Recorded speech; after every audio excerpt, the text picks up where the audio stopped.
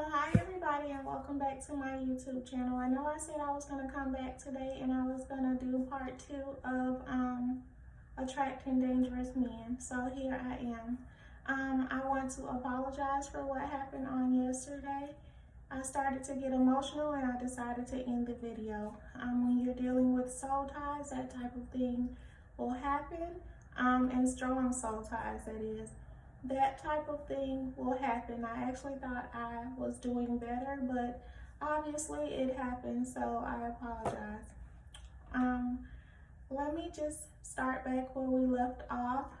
After I found out all of that stuff about him, as far as him getting out of prison, recently getting out of prison, and the murder cases and the drug charges and all that, the person started to change.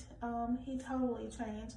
Like everything was out of the bag, so he no longer had to be that nice, sweet, loving, and caring person. The gifts immediately stopped. He lived in our home and he actually paid bills whenever he felt like paying bills. So I started to get behind about 4 years into the relationship on things in the household, like my bills were getting behind, and since everything was in my name, it was my problem. So things started to get behind, and I guess the stress of it all, he decides that he wants to take a break. I agree to the break, so he goes and he moves in with his brother, and I stay at home. I get a second job and I'm trying to catch things up. And about 3 weeks to a month into working my second job, there is this guy that was working there. He always watched me. So one day he decides to introduce himself to me and we began to talk. We exchanged phone numbers. We're talking, we're friends, whatever. And a couple of weeks into us communicating, he is asking me, because I'm always tired at work, why am I working 2 jobs? And I tell him why I'm working 2 jobs. I tell him about the relationship and the problems or whatever, which was my mistake. I tell him about the problems or whatever in the relationship, and I had to get a second job in order for me not to lose everything I had. So he goes, let me help you. So about a month in, the next week, he gives me a cashier check for $5,000, and it's enough money for me to get caught up on everything. So I get all my stuff situated or whatever, and during this whole time I'm still talking to the ex, but he's living at his brother's house, so it's still like we are communicating daily or whatever. But I get caught up on everything. Me and this guy are spending a whole bunch of time together. My kids are spending time with him. We're just having a good time. Well, I didn't know that my ex was actually stalking me or watching me. So one day the guy came over and he brought some things over for me and the girls. And one of the items was some tissue, and the tissue was kind of expensive. So I'm like, I could get more tissue for this price. We're going to Walmart to take it back. So we go to Walmart and he's like, this dude is watching us. What is his problem? And I'm like, whatever, let's just do what we came here for.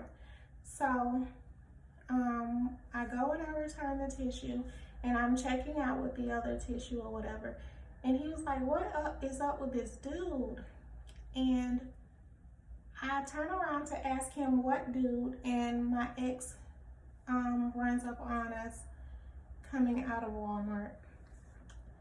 And they're standing out and they're arguing, so I asked the guy to open his car because I started to get scared. And he opened his car and I got in the car. They're still standing there communicating. So both of these guys are from the same place. Both of them were from Jersey. They had grew up in the same neighborhood. They had spent time in the same prison, and I actually didn't know any of that about the new guy. So they finally end the conversation and the new guy takes me home. My ex is calling my phone. He wants me to meet him with the rest of his stuff. So I decide to go and take him the rest of his stuff, and I'm thinking that it's finally gonna be over. Well, it wasn't. He started going on about he's still in love with me, blah, blah, blah, and I take him back. We are back in a relationship, and I ended everything with the other guy, and things started to go downhill again. Not soon, but later on into the relationship.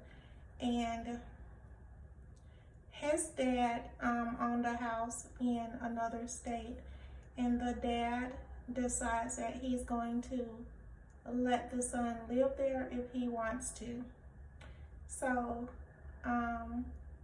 he decides to leave me, and this is like 6 years into the relationship. He decides to leave me and go live at the new and free home, and I stay here in Georgia. Well, again, I should have just called it off, but I didn't. And he's living in a totally different state, and I am still communicating with this guy. Like, the soul ties are just that strong. I'm still communicating with him. He's still coming here to Georgia. I'm still going there. And not that long after, probably about a year, I finally got tired. A medical leave from my job, and I'm seeing a therapist, and my kids are living out of state. So I decided to leave my job and just leave the state of Georgia. I left Georgia for maybe about 8 months, 8 or 9 months, and I didn't talk to him for the entire time. Well, during this time, I found a new job, and I am working there. And about 3 months into working there, I meet a new person. This new person was treating me really good. I did kind of feel like he had something extra going on, because the money that we were making at that job could not provide the lifestyle that he had. He never let me see him do anything, but I kind of had that feeling. And one day we were out on a date, and he decided to go take me and introduce me to his grandma. Well, after him introducing me to his grandma, he stopped at a friend's house who lived in the same neighborhood, and he's over talking to some other people, and the friend's talking to me. And the friend, just asked me, what's my name, where am I from, blah, blah, blah. Well, after the friend actually already knows my name, when he returns to the car, he gets upset. And it is really upset, something that I have never seen before or experienced before, that kind of upset, and it scared me. And I didn't talk to him after that day for some time. Now, when I decided to move back to Georgia, I texted him and told him that I was moving back home, and he called me. He called me and he said, so you just gonna leave me like this? You gonna leave me here in Tennessee? That's how we doing it? And I'm like, yeah, I'm going back home. I just gotta get away from here. This place is not for me, blah, blah, blah. And he was like, okay, well, I guess I'm going to Georgia too. And I was like, no, you're not coming to Georgia with me. And he was like, what you mean? I can't come to Georgia with you? So we just laughed it off or whatever. and I moved back home, and he promised to like come here to visit. So after I'm here for a while and I don't hear from him, it's like there's obviously something going on with him. I knew the name that everybody called him. Everybody called him Quick, and but I never thought about what the name actually meant. So after coming back to Georgia and he never called me, I knew that something was wrong. So I try and contact him and I get no response. And I go to his Facebook page and found out that he was killed. So that was another sign, or it was a wake-up call for me that this is something I really need to deal with. I don't know why these type of people attach themselves to me, and I don't know why I allow it. But that was a real wake-up. I forgot to tell you guys. I was supposed to go to his house for his birthday, and it was in July.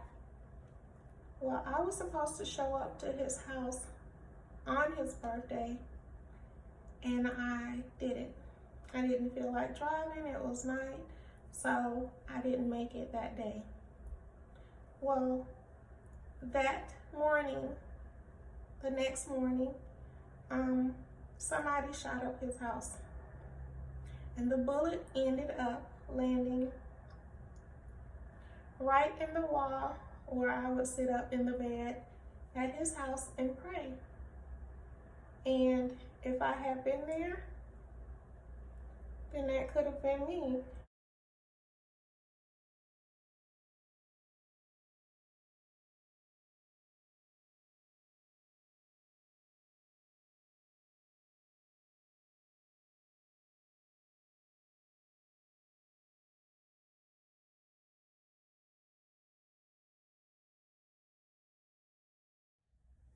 Okay, and let me say this because I get a lot of people asking the question, why am I still single? So I am still single because I am healing from a lot of things, and I don't want to be distracted by a person coming into my life right now. I've noticed that anytime I am connected to someone who is not supposed to be connected to me, there is a shift in my life, a drastic change. Things start to instantly change if I'm connected to someone I'm not supposed to be. And I just don't want to risk God taking his hands off of me because I am dealing with people I'm not supposed to be dealing with. I don't know exactly what it is right now, but I do know that I can't risk that. I'm doing these videos to help others because I know it's going on. A lot of times as women, we just don't talk about these things. We've been taught not to talk about what goes on in our homes. Don't ask me why we were taught that way or raised that way, but I was raised that way. And I feel like there's a lot of this stuff that needs to stop. It needs to be dealt with in order for people to live and live happily. I'd rather leave this earth being happy and single than being in a relationship or in a marriage to someone and dying and leaving here unhappy. So that's why I am still single, and it does not bother me at all. So if you have any type of questions or comments, I mean, go ahead and ask them, or just leave them in the comments down below. I am totally not ashamed of anything that I've gone through. I'm not ashamed of anything I've done. We can talk about it. So yeah, like, comment, and subscribe to my channel, and let's have a conversation about this and many other things that happen in life. Like, I am trying to break a lot of curses, and I know that I am not the only person that's dealing with these things. And I just want to be a voice, let you know that it is okay, and it's going to be okay.